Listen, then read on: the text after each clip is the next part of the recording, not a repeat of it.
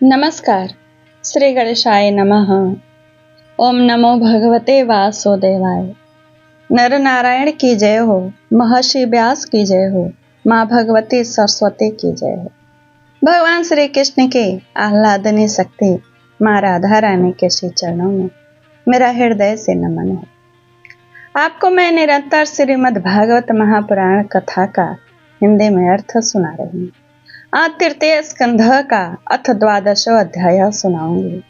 इसमें सृष्टि का कैसे ब्रह्मा जी ने कठिनता से विस्तार किया है, आराम से नहीं किया है।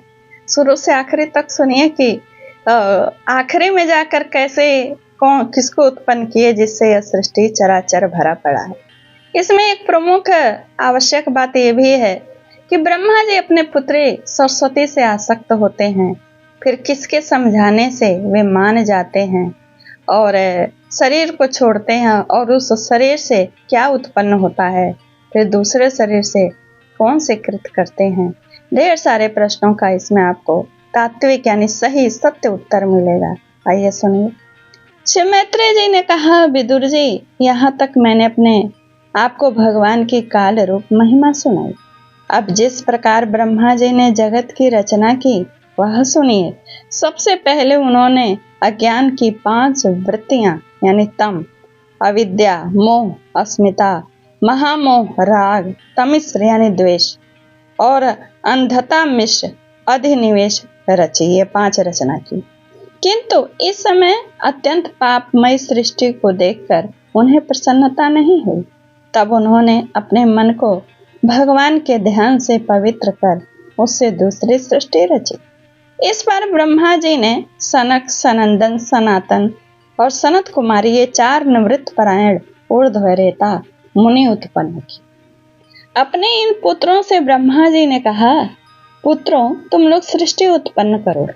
किंतु वे जन्म से ही मोक्ष मार्ग यानी निवृत्ति मार्ग का अनुसरण करने वाले और भगवान के ध्यान में तत्पर थे, इसलिए उन्होंने ऐसा करना नहीं चाहा। जब ब्रह्मा जी ने देखा कि मेरी आज्ञा न मानकर ये मेरे पुत्र मेरा तिरस्कार कर रहे हैं, तब उन्हें असह्य क्रोध हुआ। उन्होंने उसे रोकने का प्रयत्न किया, किंतु बुद्धि द्वारा उनके बहुत रोकने पर भी वह क्रोध तत्काल प्रजापति की भवों के बीच में से एक नील लोहित यानी नीले और लाल रंग के बालक के रूप में प्रकट हो गया। वह क्रोध वे देवताओं के पूर्वज भगवान भव रुद्र रो रो कर कहने लगे, जगत पिता विधाता, मेरे नाम के रहने का स्थान बतलाइए, मेरा नाम और रहने का स्थान बतलाइए। तब कमल योनि भगवान ब्रह्मा ने उस बालक की प्रार्थना पूर्ण करने के लिए मधुर वाणी में कहा, रो मत, मैं अभी तुम्हारी इच्छा पूरी करता हूँ। देव श्रेष्ठ, तुम जन्म लेते ही बालक के समान फूट फूट कर रोने लगे, इसलिए प्रजा तुम्हें रुद्र नाम से पुकारेगी। तुम्हारे रहने के लिए मैंने पहले से ही हृदय, इंद्रिय, प्राण, आकाश, वायु, अग्नि, जल, पृथ्वी, सूर्य, चंद्रमा और तप ये स्थान रच दिए हैं। तुम्हारे नाम मनु, मनु, महिनस, महान, शिव, ऋतध्वज, उग्र रेता, भव, काल, वामदेव और धृत व्रत होंगे तथा धीवृति, उष्णा, उमा, न्युति, सर्पी, इला, अंबिका, इरावती, सुधा और दीक्षा ये 11 रुद्राणियां तुम्हारी पत्नियां होंगी। तुम उपयुक्त नाम, स्थान और स्त्रियों को स्वीकार करो, उनके द्वारा बहुत से प्रजा उत्पन्न करो। लोकपति ब्रह्मा जी से ऐसा आज्ञा पाकर भगवान नील लोहित बल और आकार और स्वभाव में अपने ही जैसा प्रजा उत्पन्न करने लगे और भगवान रुद्र के द्वारा उत्पन्न हुए उन रुद्रों को के असंख्य समूहों ने जो है संसार को भक्षण करने लगे और उन्हें भक्षण करते देख ब्रह्मा जी को बड़ी शंका हुई। तब उन्होंने रुद्र से कहा, सुरश्रेष्ठ, तुम्हारी प्रजा तो अपनी भयंकर दृष्टि से मुझे और सारी दिशाओं को भस्म किए डालती है, अतः ऐसी सृष्टि और न रचो, तुम्हारा कल्याण है। अब तुम समस्त प्राणियों को सुख देने के लिए तप करो, फिर उस तप के प्रभाव से तुम पूर्ववत इस संसार की रचना करना। पुरुष तप के द्वारा ही इंद्रियातीत सर्वांतर्यामी ज्योति स्वरूप श्री हरि को सुगमता से प्राप्त कर सकता है। श्री मैत्रेय जी कहते हैं, जब ब्रह्मा जी ने ऐसी आज्ञा दी तब रुद्र ने बहुत अच्छा कहकर उसे शिरोधार्य किया और फिर उनकी अनुमति लेकर तथा उनकी परिक्रमा करके वे तपस्या करने के लिए वन को चले गए। इसके पश्चात जब भगवान की शक्ति से उत्पन्न ब्रह्मा जी ने सृष्टि के लिए संकल्प किया तब उन्हें 10 पुत्र और उत्पन्न हुए। उनसे लोक की बहुत वृद्धि हुई और उनके नाम इस प्रकार हैं: मरीचि, अत्रि, अंगिरा, पुलस्तस्य, पुलह, क्रतु, भृगु, वशिष्ठ, दक्ष और 10वें नारद थे। इनमें नारद जी प्रजापति ब्रह्मा जी की गोद से, दक्ष अंगूठे से, वशिष्ठ प्राण से, भृगु त्वचा से, क्रतु हाथ से, पुलह नाभि से, पुलस्त्य ऋषि कानों से, अंगिरा मुख से, अत्रि नेत्रों से और मरीचि मन से उत्पन्न हुए। उनके दाएं स्तन से धर्म उत्पन्न हुआ ब्रह्मा जी के, जिसकी पत्नी मूर्ति से स्वयं नारायण अवतीर्ण हुए तथा उनकी पीठ से अधर्म का जन्म हुआ और उससे संसार को भयभीत करने वाला मृत्यु उत्पन्न हुआ।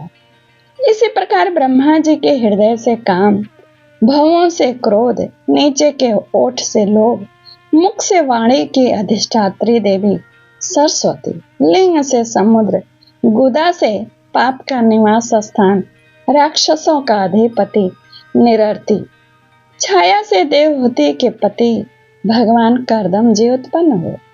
इस तरह यह सारा जगत करता ब्रह्मा जी के शरीर और मन से उत्पन्न हुआ। विदुर जी भगवान ब्रह्मा की कन्या सरस्वती, अभी मैंने आपको बताया ना ये आसक्त हुए थे वही। भगवान ब्रह्मा की कन्या सरस्वती बड़ी ही सुकुमारी और मनोहर थी। कहते हैं, हमने सुना एक बार उसे देखकर ब्रह्मा जी काम मोहित हो गए थे। यद्यपि वह स्वयं वासनाहीन थी, उनकी पुत्री सरस्वती जी, उन्हें ऐसा धर्ममय संकल्प करते देख उनके पुत्र मरीचि आदि ऋषियों ने उन्हें विश्वास पूर्वक समझाया। कहा, पिताजी आप तो समर्थ हैं, फिर भी अपने मन में उत्पन्न हुए काम के वेग को न रोककर पुत्री गमन जैसे दुस्तर पाप करने का संकल्प कर रहे हैं। ऐसा तो आपसे पूर्ववर्ती किसी भी ब्रह्मा ने नहीं किया और न आगे ही कोई करेगा। जगत गुरु, आप जैसे तेजस्वी पुरुषों को भी ऐसा काम शोभा नहीं देता, क्योंकि आप लोगों के आचरणों का अनुसरण करने से ही तो संसार का कल्याण होता है। जिन शिव भगवान ने अपने स्वरूप में स्थित इस जगत को अपने ही तेज से प्रकट किया है, उन्हें नमस्कार है। इस समय वे ही धर्म की रक्षा कर सकते हैं। अपने पुत्र मरीचि आदि प्रजापतियों को अपने सामने इस प्रकार कहते देख प्रजापतियों के पति ब्रह्मा जी बड़े लज्जित हुए और उन्होंने उस शरीर को उसी समय छोड़ दिया जिस शरीर से उन्होंने अपने पुत्री से काम करने की इच्छा प्रकट की थी।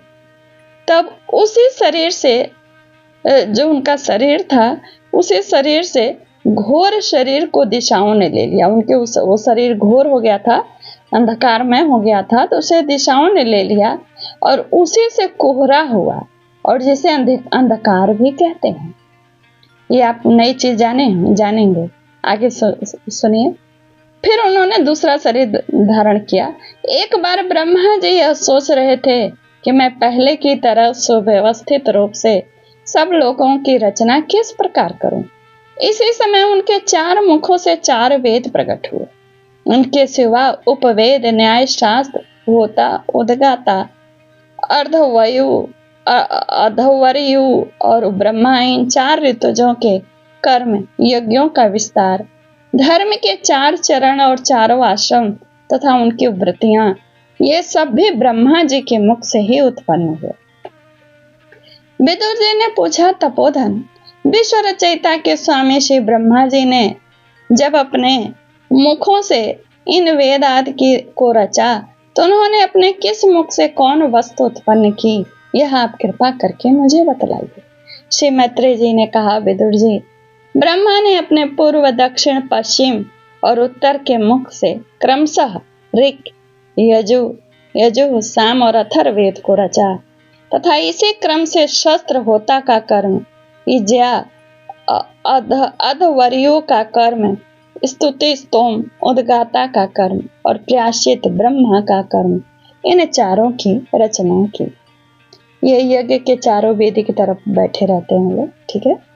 इसी प्रकार आयुर्वेद यानी चिकित्सा शास्त्र, धनुर्वेद, शस्त्र विद्या, गंधर्व वेद, संगीत शास्त्र और स्थापत्य वेद, शिल्प विद्या, इन चार उपवेदों को भी क्रमशः उन्हीं पूर्वादि मुखों से ही उत्पन्न किया। फिर सर्वदर्शी भगवान ब्रह्मा ने अपने चारों मुखों से इतिहास, पुराण रूप 5वां वेद बनाया। इसी क्रम से षोडशी और उक्कत, चयन और अग्निष्टोम, आप्तोर्याम और अतिरात्र तथा वाजपेय और गोसव, ये दो याग भी उनके पूर्वादि मुख से ही उत्पन्न हुए। विद्या, दान, तप और सत्य, ये धर्म के 4 पाद और वृत्तियों के सहित 4 आश्रम भी इसी क्रम से प्रकट हुए। सावित्री, प्राजापत्य, ब्रह्मा और बृहत, ये 4 वृत्तियां ब्रह्मचारी की हैं तथा वार्ता, संचय, शालीन और शिलोच्छ, ये 4 वृत्तियां गृहस्थ की हैं। इसी प्रकार वृत्ति भेद से वैखानस, वालखिल्य, औदुंबर और फेनप, ये 4 भेद वानप्रस्थों के तथा कुटिचक, बहुदक, हंस और निष्क्रिय परमहंस, ये 4 भेद सन्यासियों के हैं। इसी क्रम से अन्विक्षिकी, त्रयी, वार्ता और दंड नीति, ये 4 विद्याएं तथा 4 व्याहृतियां भी ब्रह्मा जी के 4 मुखों से उत्पन्न हुई तथा उनके हृदयाकाश से ओंकार प्रकट हुआ। उनके रोमों से उष्णिक, त्वचा से गायत्री, मांस से त्रिष्टुप, स्नायु से अनुष्टुप, अस्थियों से जगती, मज्जा से पंक्ति और प्राणों से बृहति छंद उत्पन्न हुए। इन छंदों का नाम आपने सुना होगा। ऐसे ही उनका जीव स्पर्श वर्ण, क वर्ग आदि यानी क ख ग घ पंच वर्ग और देह स्वर वर्ण आकार आदि कहलाया यानी अ आ इ। उनके इंद्रियों को उष्म वर्ण यानी श श स ह और बल को अंतहस्त य र ल व कहते हैं तथा उनके क्रीड़ा से निषाद, ऋषभ, गांधार, षडज, मध्यम, धैवत और पंचम, ये 7 स्वर उनके क्रीड़ा से उत्पन्न हुए। हे तात, ब्रह्मा जी शब्द ब्रह्म स्वरूप हैं।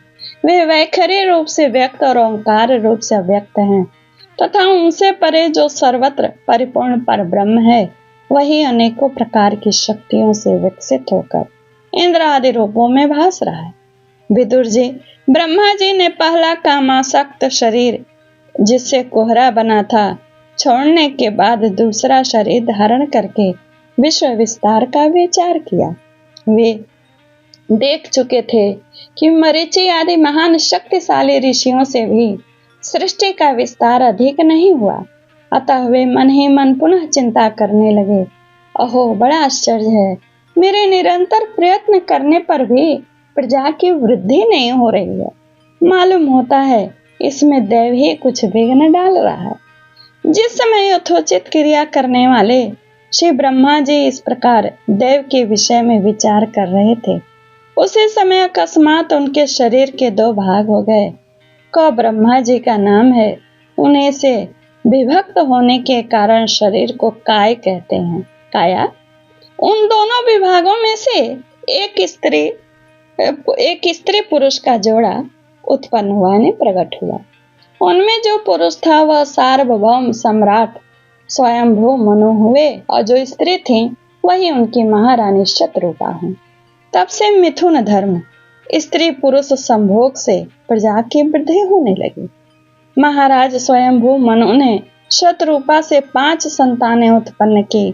साधु शिरोमणि विदुर जी, उनमें प्रिय व्रत और उत्तानपाद 2 पुत्र थे तथा आकुति, देवहूति और प्रसूति 3 कन्याएं थीं। मनु जी ने आकुति का विवाह रुचि प्रजापति से किया। मझली कन्या देवहूति करदम जी को दी और प्रसूति दक्ष प्रजापति को। इन तीनों कन्याओं की संतति से सारा संसार भर गया। यहीं पर यह अध्याय पूर्ण होता है। श्रीमद्भागवते महापुराणे पारमहंस्यां संहितायां तृतीय स्कंधे द्वादशो। ओम तत्सत।